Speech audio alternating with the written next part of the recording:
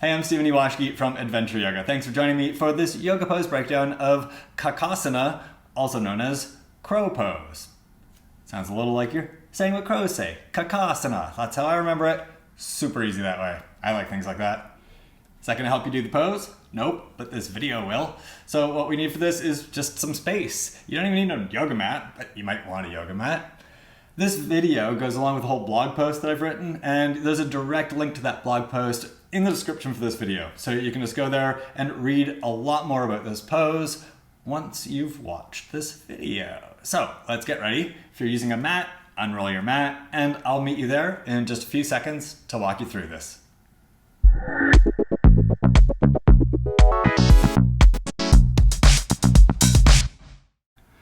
To practice Kakasana, or crow pose, we start here in Malasana, or the garland. This variation of Malasana, we have our hands in front of our heart, feet flat on the ground, if possible. Also, if possible, you can bring your feet closer together while keeping them flat on the ground, maybe all the way together. And then place your hands on the ground in front of you so that your hands are about shoulder distance apart. We're also going to want our wrists parallel to the front edge of our mat, but it'll be easier to tell whether that's happening once we come up into the next stage. So push down through your hands, lift your butt, lift your hips, lift your heels, and lean forward so that your legs are touching the back of your upper arms. Push down through your hands and stretch your chest forward, lean forward.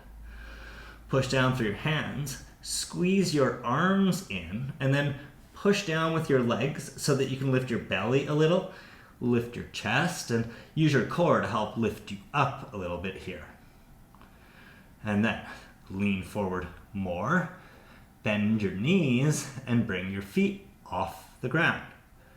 If you can bring your inner edges of your feet together here, it's going to help you find a little more stability.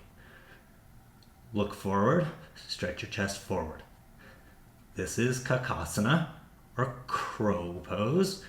You can stay here for a few breaths, move into Bakasana, handstand, float back to Chaturanga, or exit as you enter, bring your feet down to the ground, come back into Malasana. All sorts of great options for coming out of that pose. I went with the most straightforward, just come down. When you're done with this pose, you might want to take a vinyasa, do a Surya Namaskar A, or move on to whatever's next in your practice.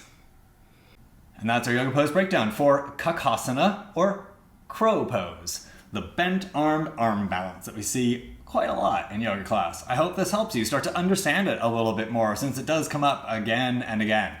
If you want to know a lot more about it, I've written a whole blog post that's got this yoga pose breakdown written out, but it's got like the myth and the mystery behind the pose. We talk about the differences between the bent arm version and the straight arm version. I've got a list of the benefits of the pose, all sorts of useful information. And there's a link to that in the description for this video. So you can just go down there and find it.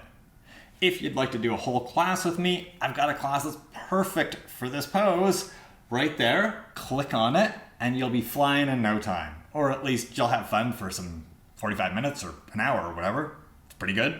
And if you haven't subscribed to my YouTube channel yet, probably don't have time to tell you this, but click there and subscribe. I'll try. Thanks, OMies. See you soon.